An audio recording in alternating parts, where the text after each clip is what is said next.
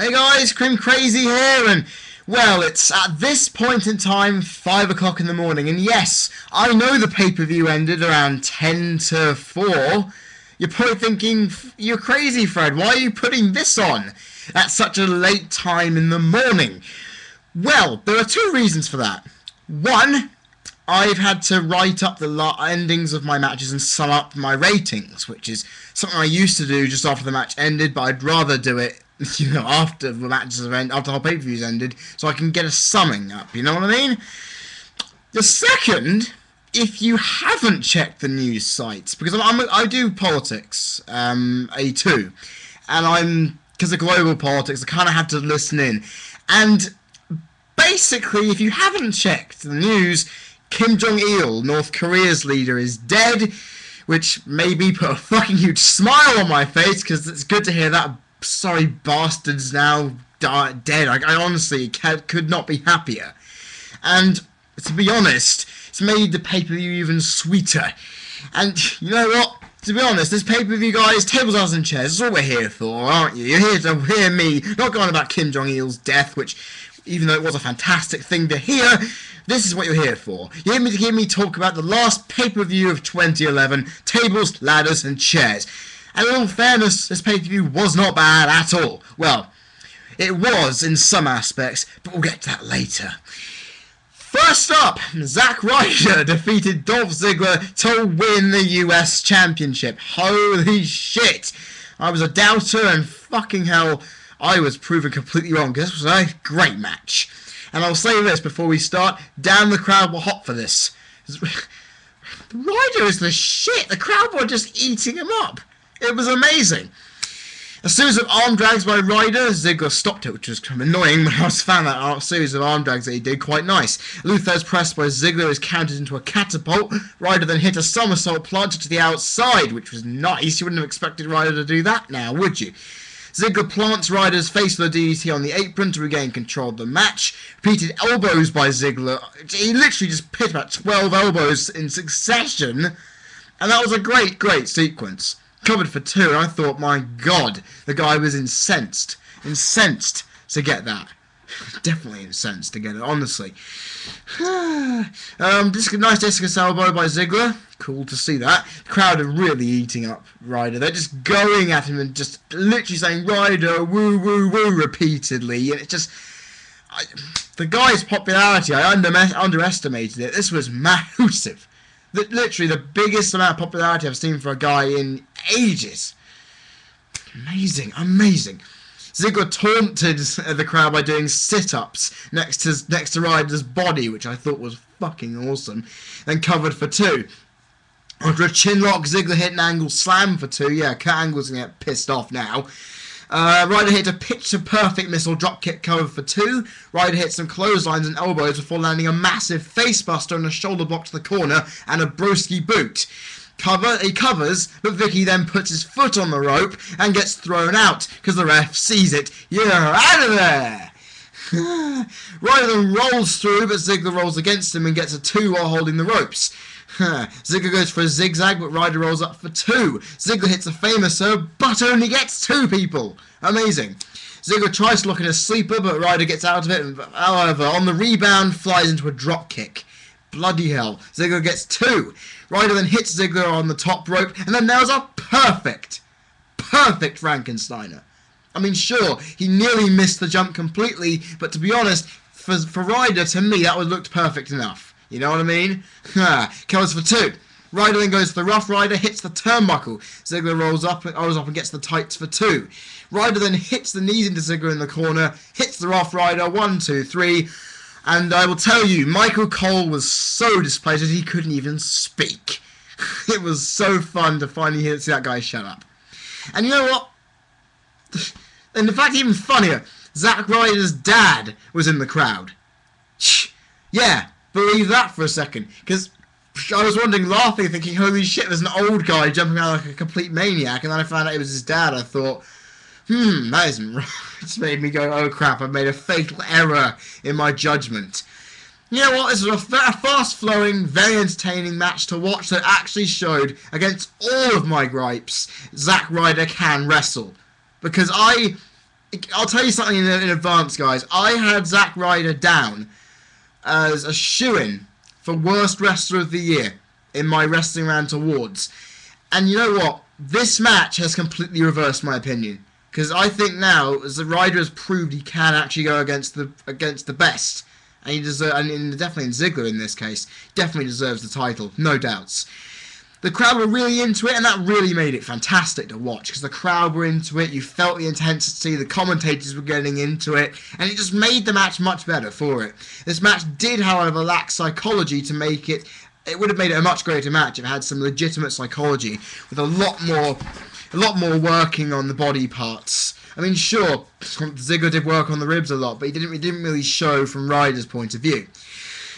You know, I enjoyed this match. I'll give it a good rating, 3.5 stars. How about that? Definitely a good start to the pay-per-view, definitely.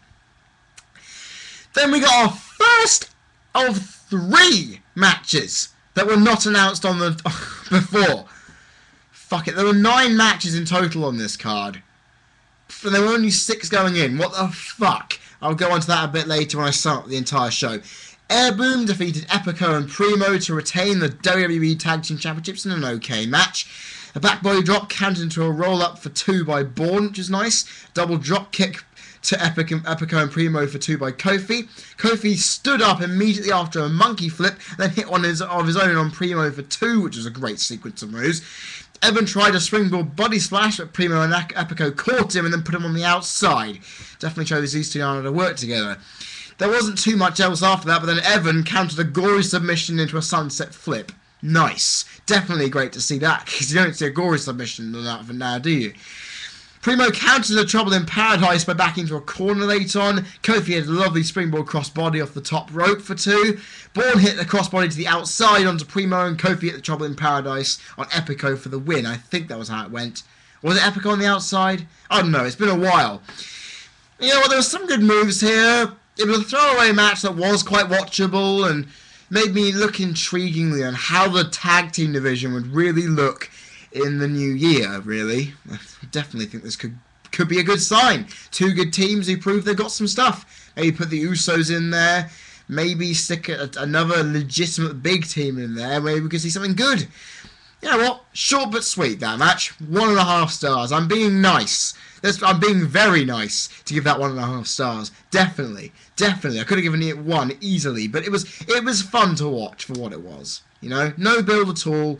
And also, Rosa Mendez's speaking in Spanish really did piss me off. But still, I'll give it what it's worth. It was alright. And the worst result of the night. Not the worst match, but the worst result. Bear with me if you get shocked. Randy Orton defeated Wade Barrett in a tables match. Allow that to sink in. Yeah. Fucking hell. And do you know what's even weirder about this match? Orton came out first.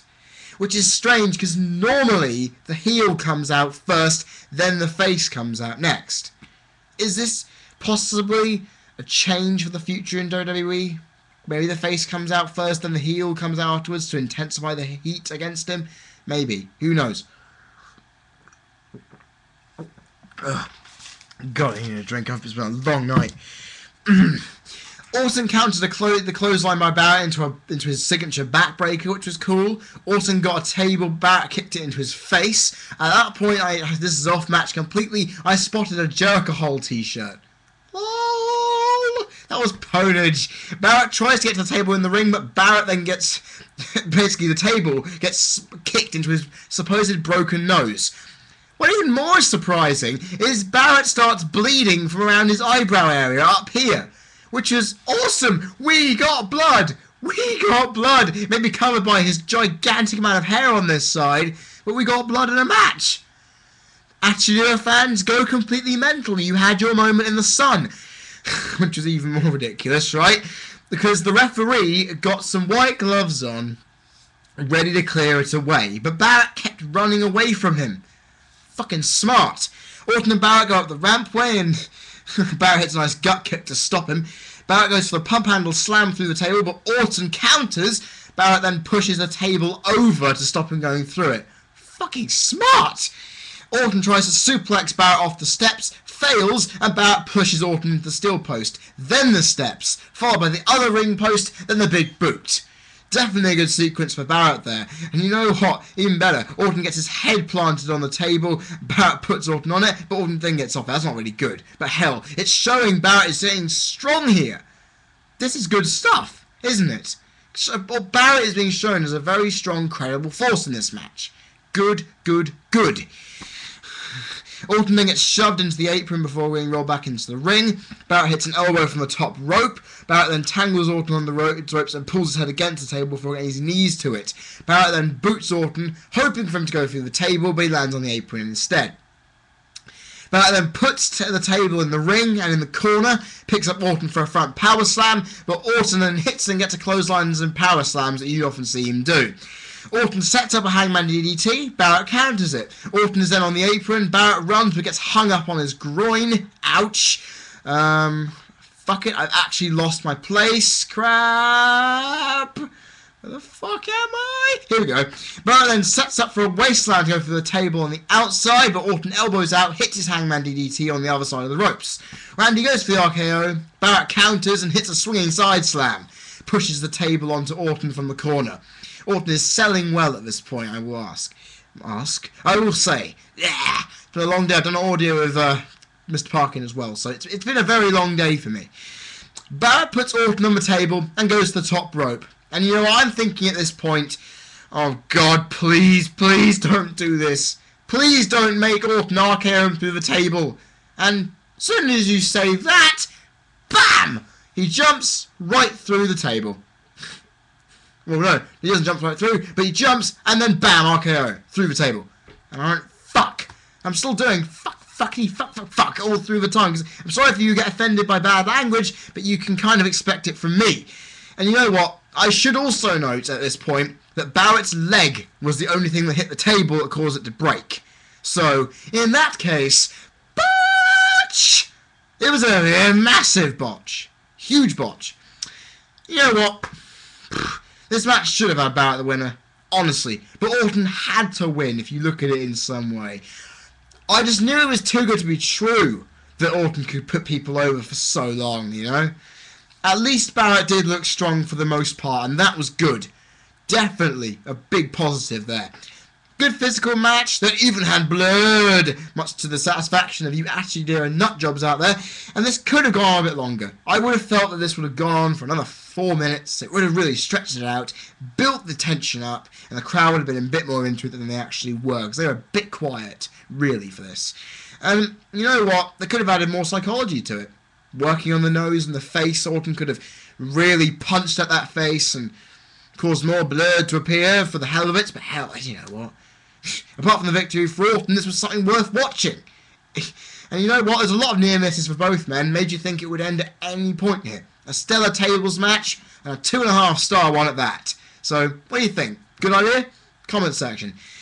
Right, another match that was put on the card at the most random time known to man. Beth Phoenix defeated Kelly Kelly to retain the Divas Championship, and, well, the less said about this the better, because there wasn't too much here I could really go home and shout about. Kelly hit a bulldog off the apron, which was nice. Loved that. And then did her cartwheel head scissor lock on the ropes. I tell you now, that was about it. Because then Kelly, being beaten up by Beth Phoenix, do you know what she did? She fucking oversold.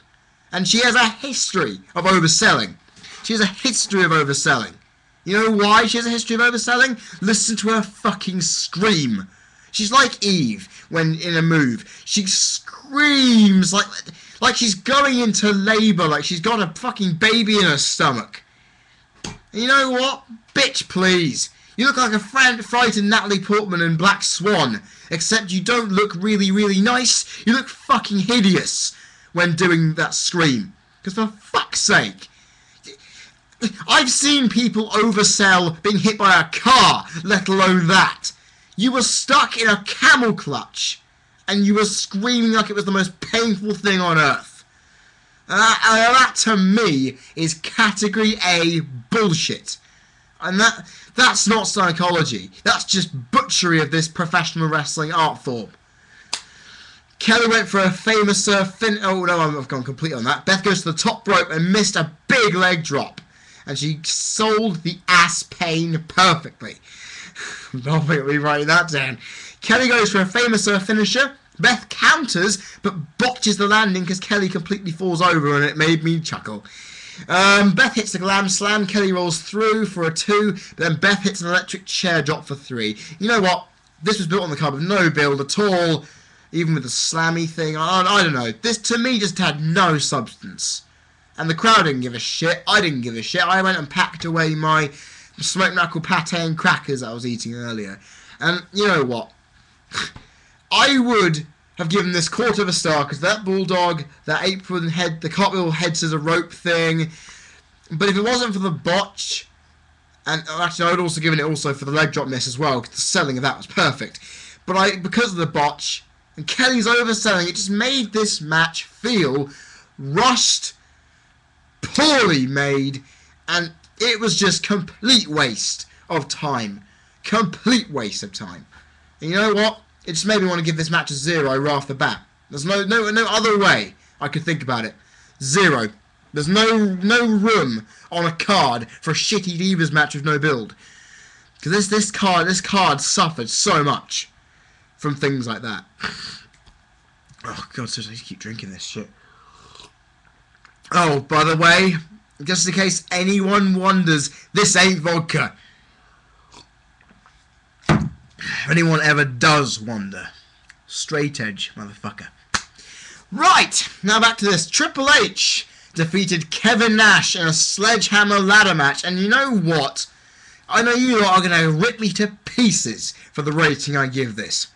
And I will say as below before we get on, great promo to sum the rivalry up. Fucking loved it. Best piece of production they've done in a while, promo-wise. Triple H and Nash punch the shit out of each other to start the match. Triple H backs Nash into the ropes, hits a running elbow block and throws him into the announce table. Triple H gets a ladder, but Nash boots him in the face and shoves the ladder into his face. And guess what? I saw the cameraman's head on camera! Way! You crazy bastard! Well done for breaking the fourth wall of television by showing your face! Nice. Triple H flies off the announce table into Nash and throws the punches at his former friend. Nash is then clotheslined over into the crowd. Triple H catches his breath, runs, and then eats elbow. Eats that bitch. Honestly, he ate elbow like a boss. Definitely was a great move. Definitely, I could feel that at home. Triple H rams the ladder into Nash's knee many times in the ring, and Nash is selling to perfection. This is what we call in-ring psychology, people. Triple H slams the ladder onto the knee one more time before wrapping the knees through the ladder and then locking in a figure 4 leg lock.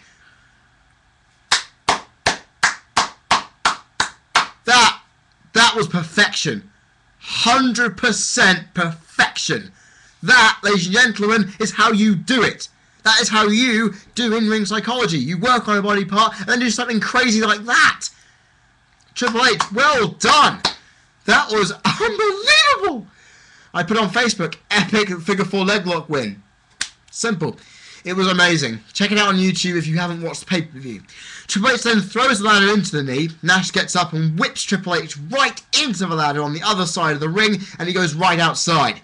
Nash then shoves the ladder into Triple H's face on the outside. Nash then hits a side slam on the ladder back in the ring. And then Nash sets up a ladder in the corner, lines up Triple H and hits a decapitator on the bottom. Fucking hell, it looked painful. That was like a catapult thing they put in the ropes, but fuck. That looked so painful. The crowd, however, are nearly silent. Yeah, either they're stunned by just how good this match was against their expectations, or they just don't give a shit. And they even heard a "We want tables" chant. Fuck that. And you know what? Nash disassembled the announce table. Ready to jackknife Triple H through it, Nash gets rolled over onto the table. Triple H sets up the ladder and climbs. Nash hits him down. Nash then throws Triple H into the ladder, followed by a chokeslam. And I said this because Nash then gets a table from underneath the ring. The crowd get what they want. Bastards. Then he sets up a jackknife, but again Triple H drives Nash into the ladder and rams it out of the ring. Triple H climbs the ladder as Nash climbs up on the other side and they punch it out of the top. Triple H then rams the sledgehammer into Nash's head. Nash falls through the table. The crowd go a bit crazy. Triple H has the sledgehammer now. Shit's about to pick up. Nash rams the sledgehammer into Nash's knee and every single part of his lower body he possibly can. Triple H lines up the pedigree. Nash's leg gives way. He gives way. People go, oh, boo! This sucks! Boo, this sucks! This is awful! He then hits it the second time. Triple H's pedigree. But you know what? That wasn't a botch. That wasn't a botch. To me, it wasn't a botch because it showed good in-ring psychology that the leg buckled under the pressure of being stood up on after being hit with a sledgehammer repeatedly. Think about it next time, guys. Seriously. Triple H then rams a sledgehammer into the face of Nash after the outsider symbol followed by suck it, and then picks up the win. And that, ladies and gentlemen, was a war and a half. This match had everything. Psychology, emotive commentary, sick ladder spots, table spot, suspense all the way through, because Nash looked quite strong. Even though the knee was targeted a lot, he sold it to perfection. He was doing everything right. And you know what? Too bad this was let down by a shit crowd. The crowd were dead for this, for most part. And you know what? It was on its way to becoming a great match before it hit that stumbling block. You know, all in all, this match was way better than I thought it was going to be. I was really expecting this to be shit, but JR was right. It turned out to be a show stealer in the end. And Nash can still handle it in the ring. I have to give him props for that, and for nobly putting Triple H over when it needed to be done. Maybe see him at the Rumble? Who knows? Because I think he could make an appearance. And you know what? 3 1/4 stars I'll give this. Yeah, go on, kill me.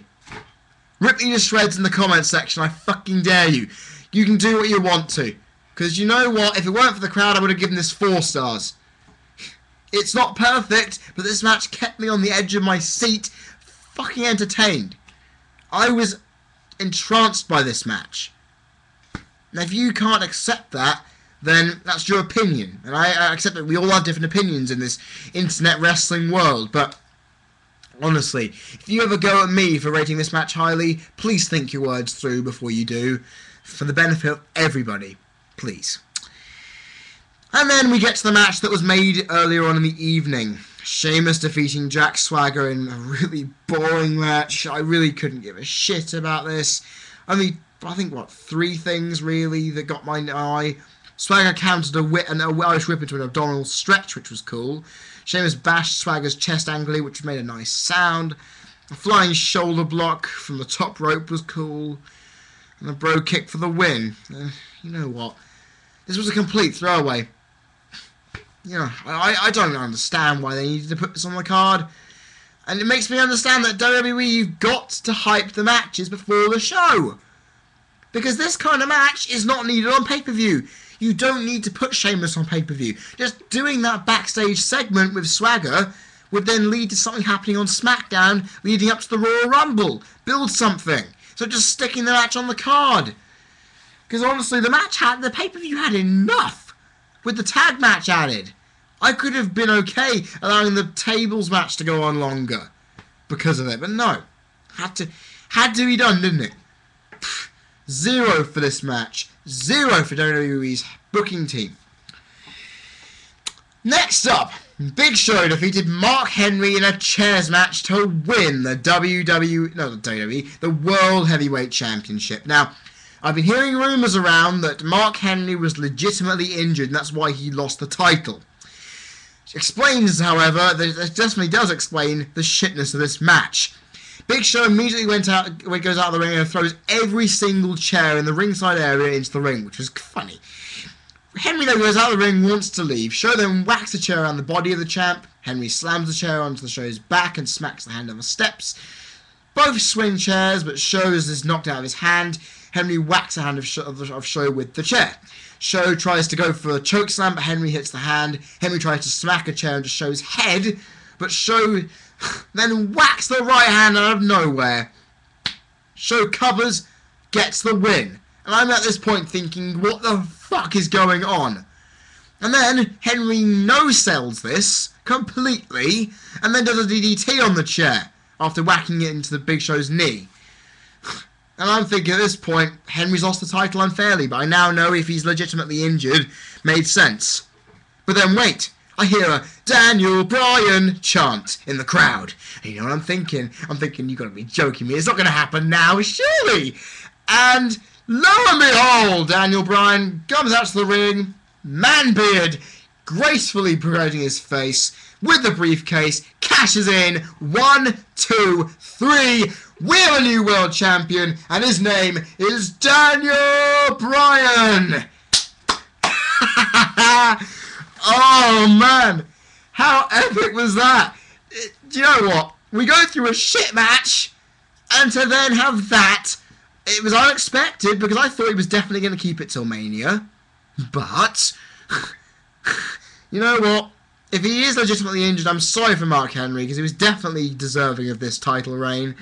Lasted 3 months. Gotta clap him, he did well, but it's now the time for Daniel Bryan to start his rise to the top of the WWE. And he's got there now. Let's just hope he can be booked better than Swagger ever could. You know what? I have to say I'm now ecstatic. I want to watch SmackDown this week just to see the aftermath, because Cole was not liking this one bit. He was saying, no way. And in fact, Daniel Bryan was standing on the announce table waving this belt in Cole's face. How epic was that? You know what? Because also at this time, while the match was ending, Daniel Bryan winning, I then find out Kim Jong-il is dead. It makes the metaphorical pill a hell of a lot sweeter to swallow. This made the moment the greatest moment to end the year. 2 early Christmas presents. Daniel Bryan as champion and Kim Jong-il dead. Holy shit! I get exactly what I want.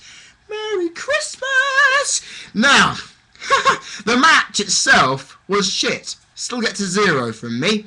But hell, we have a new world champion in Daniel Bryan. And you know what? That's what matters here. Definitely. Then we finally get to the IC title match we were promised, because Cody beat up Booker twice in the night before the match was even beginning to start, and also in the backstage area. It finally took place, and Cody Rhodes beat Booker T to win the Intercontinental Championship in a quite shit match. I mean, there were still some nice spots here. Cody was pummeled in the corner to start with and got scoop slammed. Cody rebounded off the ropes and got kicked right in the jaw by Booker. Booker tried to suplex Cody out of the ring but failed, and Cody hit a hot shot or a clothesline, I can't remember which, to put him outside. Nice arm drag into a butterfly lock on the inside of the ring by Cody. It's good to see a butterfly lock being done, not properly, but it was good to see it done nonetheless. Booker then hit a massive spine buster a bit later on. Definitely good stuff. Booker did a spinneroo and it was dazed. The commentators were saying he's definitely not in shape for this kind of thing. Goes for a scissor kick, Cody counters, Booker goes for a kick, but then Cody hits a springboard kick out of nowhere. Booker kicks out of the 2 count, Cody hits another one of them for the 3. Short, sweet, but I think it should have got a... I mean, the attacks were definitely useful at setting up that Booker was run down, couldn't do the match anymore. He still had a decent outing. I still thought he still got it, but... You know, the failed attempt to stop this match earlier on in the night, this made me... It just made me lose all anticipation for this match, you know? I really wanted to see them go at it in a full match, but Cody's heel character ruined it for me. And you know what? Below my expectations wholeheartedly, and it wasn't too much to watch, to be honest. And I'll be nice. For Cody's good moves, a quarter of a star for that butterfly lock, an arm drag combination. But that is it. That is the bare minimum. The crowd were interested as well a little bit. They were interested. But apart from those 2 things, this was fucking nothing. I'm sorry to people, but I could give it more than that. Honestly, quarter of a star is all I can give. And then finally, we get to, as the former WWE employee Todd Grisham called, the main event, which was CM Punk defeating The Miz and Alberto Del Rio in a triple threat tables, ladders and chairs match to retain the WWE Championship. And I will say this with antagonism. There was no promo for the main event. No build-up package.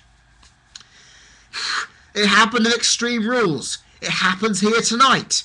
What the fuck? I expect for the main event of a pay-per-view a build-up package, but it shows how poorly this pay-per-view has been built because they didn't even have one.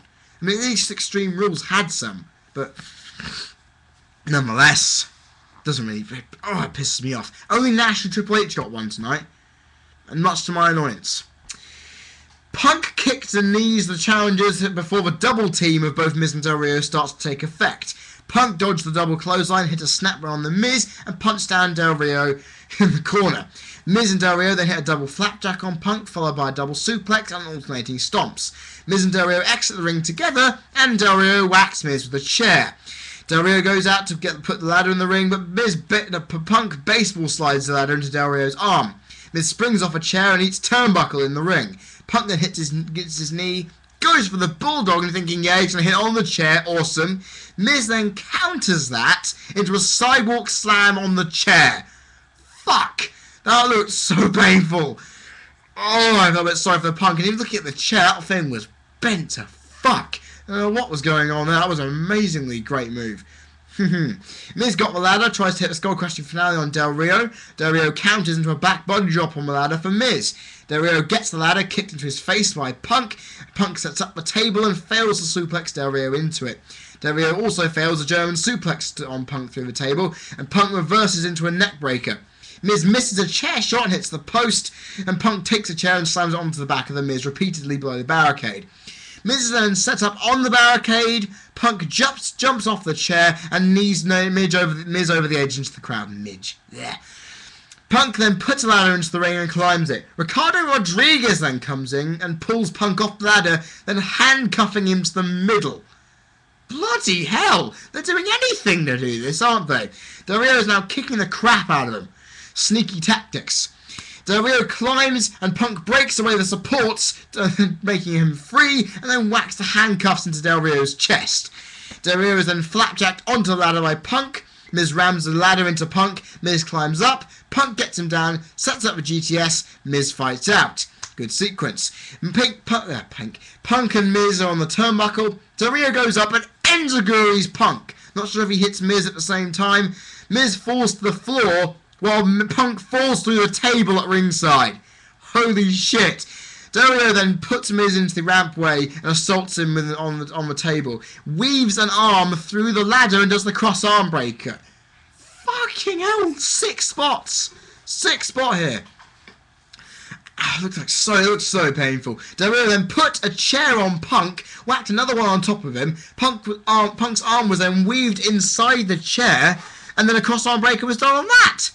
Man, Del Rio was looking really, really strong here. And I felt at this point it needed to be done. Del Rio needed to be booked strongly. And this was fantastic. He's not being made to look like the weak link here, even with Rodriguez.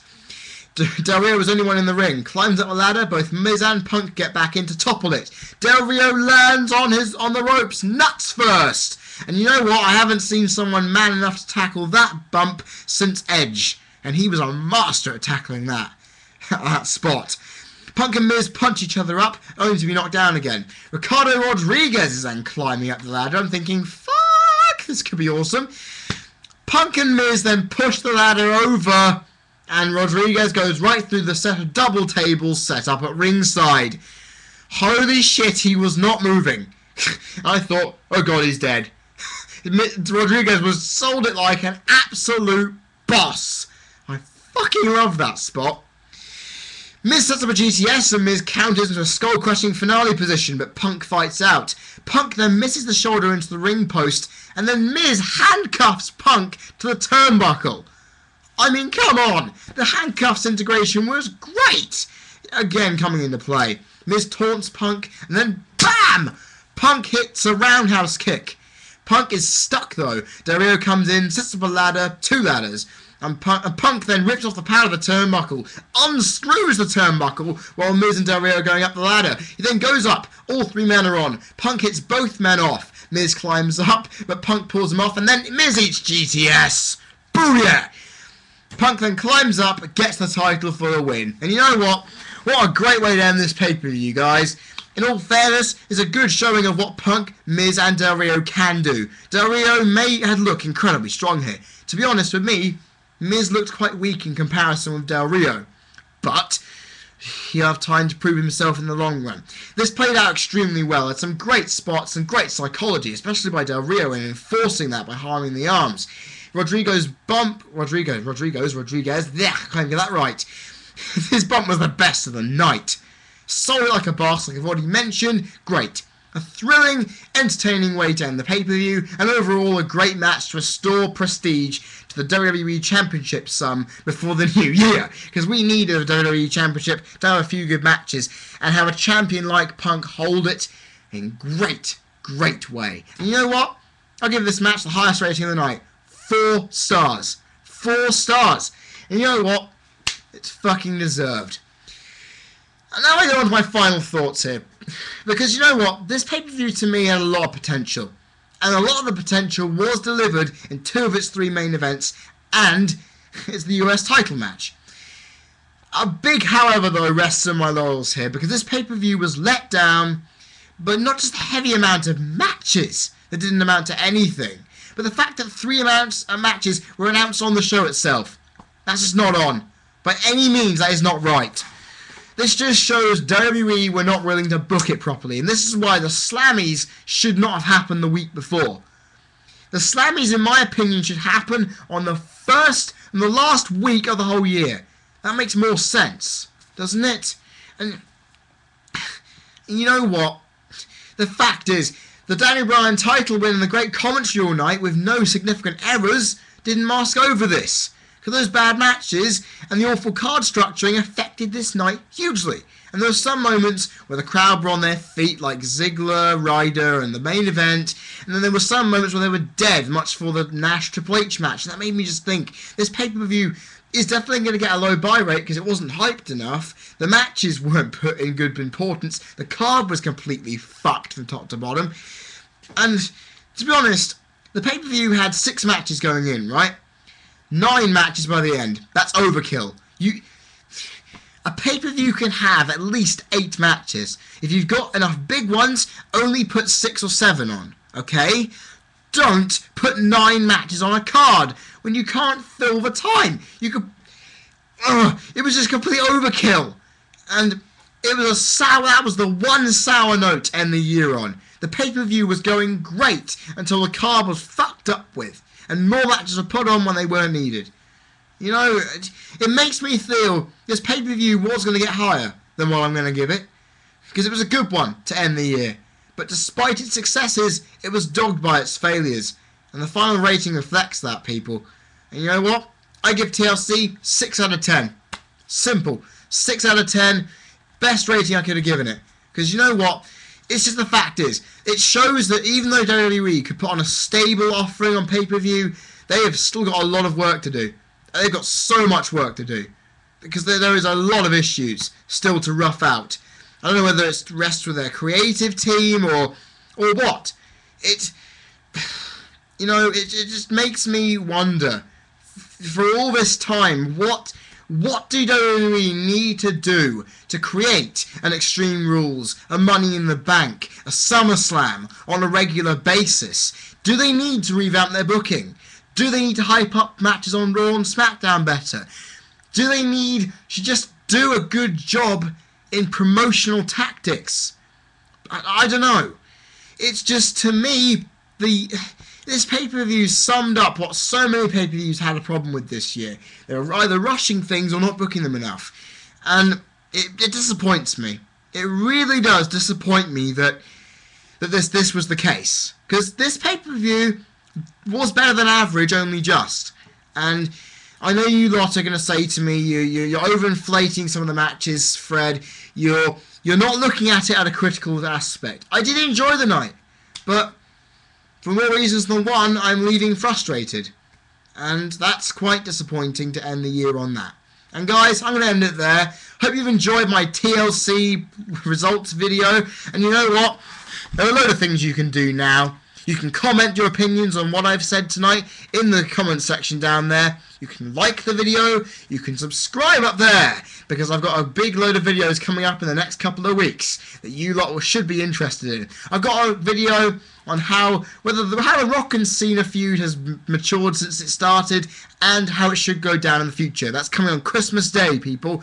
And also, after that, I have my Wrestling Rant Awards show on New Year's Day. I'm dedicated, aren't I?